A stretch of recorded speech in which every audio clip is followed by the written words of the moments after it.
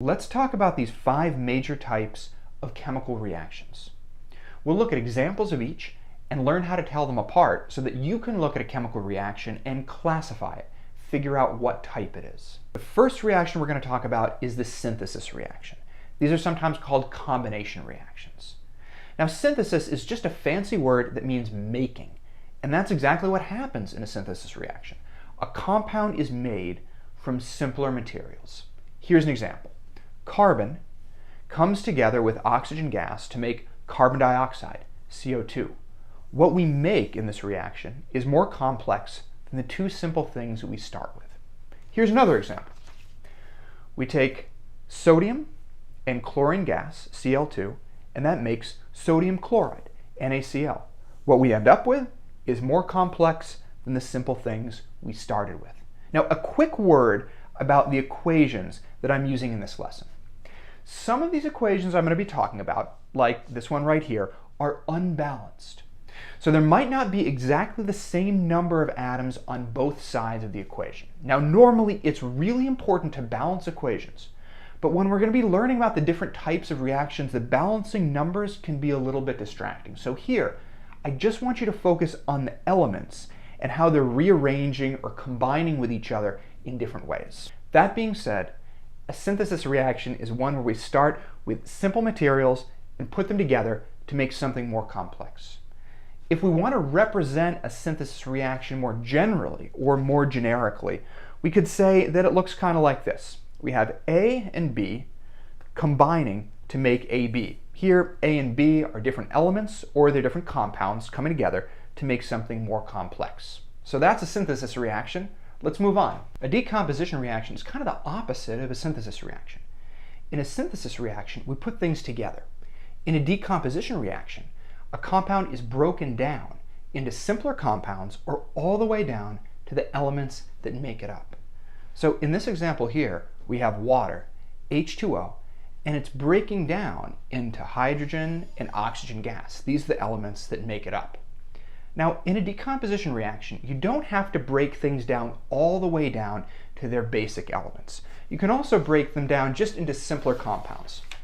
For example, here we have CaCO3, calcium carbonate, and that gets broken down to 2 simpler compounds, CaO and CO2. It's not like we're taking this and breaking it down into just calcium and just carbon and just oxygen, but still, because these are simpler compounds, it is also a decomposition reaction. So if we wanted to come up with sort of a generalized way to write a decomposition reaction, we could write it like this. AB breaking apart into A plus B, where AB is some kind of compound, and A and B are simpler compounds or elements. Okay, combustion reactions. Combustion is basically a fancy word for burning. And when something burns, what happens is that a compound containing carbon and hydrogen, and sometimes oxygen, combines with oxygen gas to produce carbon dioxide and water. Here in my example, CH4, which is the chemical formula for methane, that's a type of natural gas, combines with oxygen, and it forms carbon dioxide and water, H2O. Now, we can start with different things in a combustion reaction, and as it says here, the compound usually contains carbon and hydrogen. So here is another example of a combustion reaction. This one starts with C3H8, which is the chemical formula for propane, another type of natural gas. And just like with this reaction, we combine C3H8 with O2, and this gives us carbon dioxide and water. So these 2 reactions are essentially identical, except for the number of carbons and hydrogens in the compound that we start with. It turns out that a lot of things that we burn, like natural gas, diesel, gasoline, are really, really similar, and they only really differ in the number of carbons and hydrogens that are in the molecules that make them up. So combustion reactions for a wide variety of compounds look pretty similar. Now, as this definition says, sometimes we have oxygen in the compound that we're burning. Here is one example of a combustion reaction that has oxygen in it. This is the chemical formula for ethanol or ethyl alcohol, and you can see that just like these, it has lots of carbons and hydrogens, except it also has oxygen as well. But that's no big deal because it combusts just like the other two by combining with oxygen and making CO2 and H2O. So if we wanted to come up with a general way to write the formula for a combustion reaction, it might look a little bit like this. We start out with something that has carbon and hydrogen in it, and we can have different numbers of carbons and hydrogens. So that's why I put this X and Y here, because the number of carbons and hydrogens varies, and it doesn't really matter either. Sometimes the compound has oxygen in it, which is why I put the oxygen here in parentheses. We take this compound, it combines with oxygen, and it produces carbon dioxide and water. So this here is the generic general equation for a combustion reaction. Single replacement reactions break my heart, and in a minute you'll see why. So in a single replacement reaction, what happens is that one element that starts out by itself replaces another element in a compound, kicking it out. And here's an example to show you what I mean. We start out with iron, Fe, which is this element that's by itself. And iron combines with CuCl2, which is copper chloride. Okay, so copper and chloride are paired up here. But what happens is iron kicks out the copper, the Cu. So the Cu ends up by itself, and the Fe, the iron, takes the place of that copper. So now the iron and the Cl, they are now paired up. Now I like to use a dance analogy to explain this, and it reminds me of something that happened all the time in high school. Here's what's going on. We have a dancing couple, the purple and the green.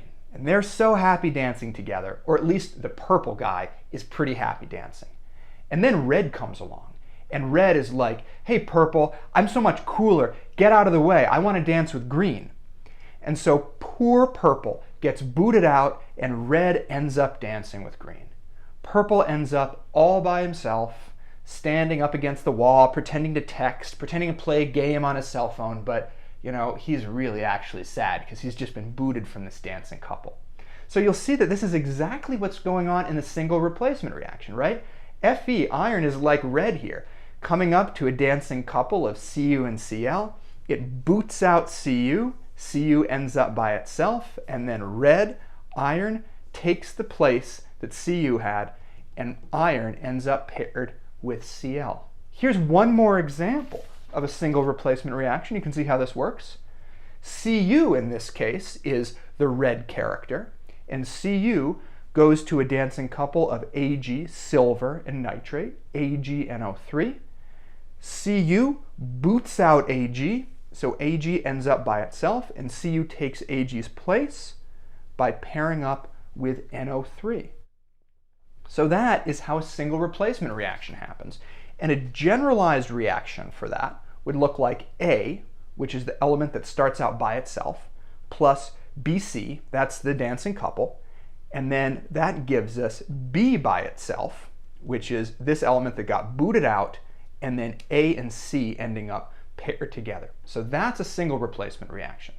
So finally, here's the double replacement reaction. Now I should mention that single and double replacement reactions are sometimes also called single displacement and double displacement, just in case your teacher textbook uses a different term for them. Okay, so double replacement reactions are not nearly as heartbreaking as single replacement reactions. Here's why. Because in a double replacement reaction, what happens is the positive and negative ions in two compounds just switch places. Nobody gets kicked out in a double replacement reaction. In a double replacement reaction, it's just like you have two different pairs of dancing couples, and the red, which used to be with the gray, ends up with the green, and the purple, which used to be with the green, ends up with the gray. Nobody gets kicked out, nobody's sad up against the wall with their cell phones, we're just switching dancing partners. So here is a chemical equation that shows a double replacement reaction. We start out with Ba and Cl together, and then Na and SO4 together, and they just switch places. So Ba ends up with SO4, there it is, and Na ends up with Cl, there it is right there. All of these compounds are ionic, which means that we can break them down into the positive and negative ions that they're made up of. So here, the positive ions are in purple, and the negative ions are in green. And as you can see, the positive and the negative just switch places. So Ba2 plus and Cl minus were initially paired up. But then Ba goes and it gets switched. It finds a new dancing partner. It has to find the other negative ion, right? So the other negative ion here is SO4 2 minus.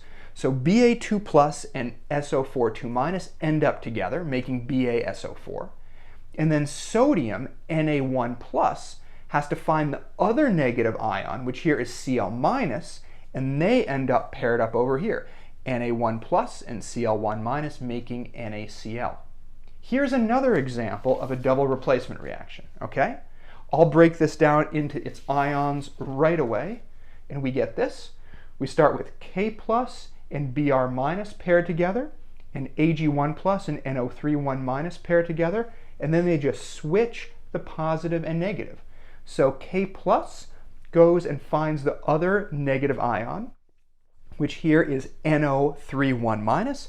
K plus and NO3 minus end up together, and Ag1 plus, silver, looks for the other negative ion, which is Br1 minus, and Ag1 plus and Br1 minus end up paired up together, making AgBr. So that is a double replacement reaction, and if we wanted to come up with a general or generic way to explain it, we could use this reaction here, where we have AB, where A and B are paired up, plus CD, where C and D are paired up, and then they switch partners to give us AD and BC. So that is a double replacement reaction. So these are our 5 major types of chemical reactions. In synthesis, simple things combine together to make something more complex. In decomposition, something complex breaks apart into simpler pieces. In combustion, a compound that contains carbon, hydrogen, and sometimes oxygen comes together with oxygen gas to make carbon dioxide and water. Single replacement and double replacement are our 2 dance floor reactions. In single replacement, an element that's by itself combines with 2 elements that are paired up. It kicks one of those elements out, so that element ends up on its own, and then that element takes its place. In double replacement, it's like 2 dancing couples where the partners just trade places.